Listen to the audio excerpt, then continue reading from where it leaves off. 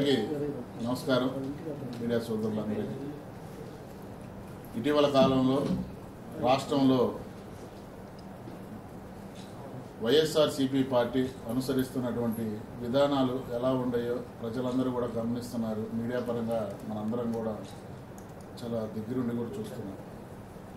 అధికారం కోల్పోయి సంవత్సరం కాలం పాటైనా ఇంకా బుద్ధి రాకుండా ప్రజా సమస్యలపై పోరాడాల్సింది పోయి శవ రాజకీయాలు చేస్తూ ప్రజలను విద్వేషాలకు రెచ్చగొడుతూ ఒక రౌడీ రాజకీయం, ఫ్యాక్షన్ రాజకీయం లాంటి రాజకీయాలు చేయడానికి వైఎస్ఆర్సీపీ ఈరోజు రాష్ట్రంలో ప్రధానంగా లేవనెత్తుతుంది.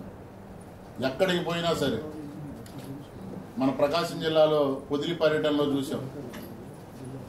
అమరావతి రైతులపై ఆ రోజు సాక్షి మీడియాలో మాట్లాడినటువంటి విధానాన్ని ఖండిస్తూ మహిళలు ఈ విధంగా మాట్లాడకూడదు అని చెప్పేసి అక్కడ నిరసన తెలియజేస్తే వైఎస్ఆర్సీపీ కార్యకర్తలు ఏ విధంగా రాళ్ళు రువ్వి వాళ్ళని తలకాయలు పగలగొట్టే విధంగా చేశారో మనందరం కూడా మీడియా ద్వారా చూసాం.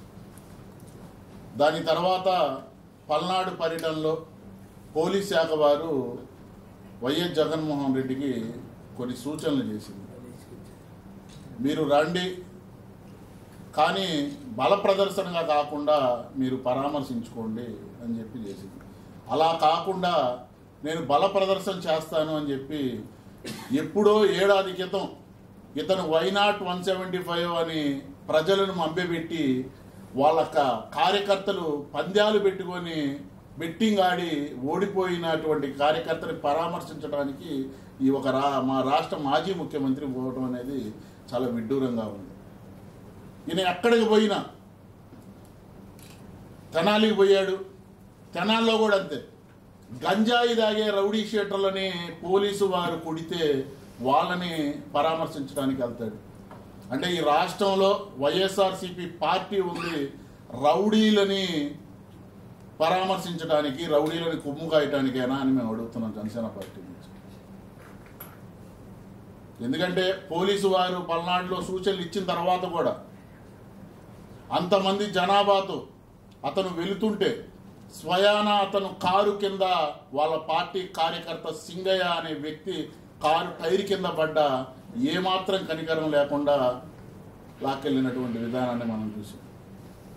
ఎందుకంటే దారిని పోయేటప్పుడు ఏ యాక్సిడెంట్ జరిగినా సరే మానవత్వంతో వాళ్ళ దగ్గరగా ఆగి అంబులెన్స్ని పిలిచి అంబులెన్స్లో ఎక్కించి మనం ఉంటాం. కనీసం మానవత్వం లేదు, కనికరం కూడా లేదు. ఈడ్చి పక్కన పడేసి వెళ్ళినటువంటి వ్యక్తి ఈ రాష్ట్ర మాజీ ముఖ్యమంత్రి జగన్మోహన్ రెడ్డి.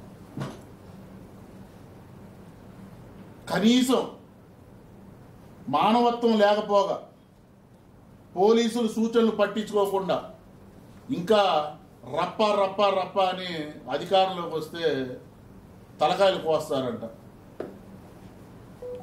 అసలు మీరు ఇంకా అధికారంలోకి వచ్చేది లేదు, సచ్చేది లేదు. అసలు ప్రజాస్వామ్యంలో మనం ఉండామా అని అడుగుతున్నాం. అంటే మిమ్మల్ని ఓట్లు వేసినందుకు ప్రజలు తలకాయలు మీరు కోస్తా అని డైరెక్ట్గా చెప్తున్నారు.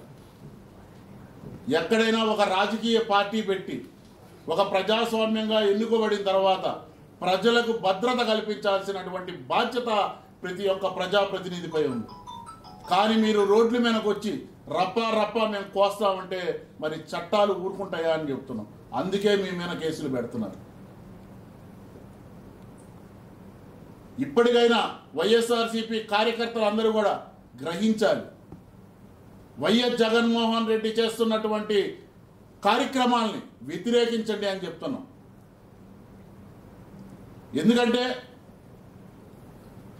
తన కార్యకర్తే కాదు టైర్ కింద పడి చనిపోయింది, దానితో పాటు ఇంకొక కార్యకర్త కూడా గుండెపోటుతో చనిపోయాడు. మరి ఆ కార్యకర్తను పరామర్శించలేదే నువ్వు? అంటే నీ బండి టైర్ కింద పడి చనిపోతే 10 లక్షలు ఇచ్చి ఆ కుటుంబానికి 10 లక్షలు ఇస్తావా? అంటే ఒక మనిషి ప్రాణం ఖరీదు 10 లక్షలు అని మేము అడుగుతున్నాం. ఏ వేల కోట్లు దోచుకున్నావు కదా? అంటే నీ జేబుల్లో నుంచి ఎవడికి కూడా రూపాయి ఇవ్వకూడదు, నువ్వు మాత్రం పెద్ద పెద్ద మాటలు మాట్లాడుతావు. మరలా ఈరోజు ఒక న్యూస్ వచ్చింది, నీ ర్యాలీ పరంగా ఒక అంబులెన్స్లో హాస్పిటల్కి వెళ్లాల్సినటువంటి వ్యక్తి చనిపోయాడని చెప్పి ఈరోజు మీడియాలో వచ్చింది. మరి ఎంతమందిని నువ్వు పొట్టను పెట్టుకుంటావు జగన్మోహన్ రెడ్డి అని మేము అడుగుతున్నాం. కాబట్టి నువ్వు రప్పా అని కొయ్యాల్సినటువంటి పరిస్థితి ఆంధ్ర రాష్ట్ర ప్రజలు రానీరు. కూటమి చాలా బలంగా ఉంది. రాబోయే ఎన్నికలకు కూడా కూటమి కలిసి వెళ్తుంది. నువ్వు గనక ఇలాగే ప్రవర్తిస్తే నీకు ప్రజలిచ్చే తీర్పు 0 అని చెప్పి జనసేన పార్టీ నుంచి హెచ్చరిస్తున్నాను.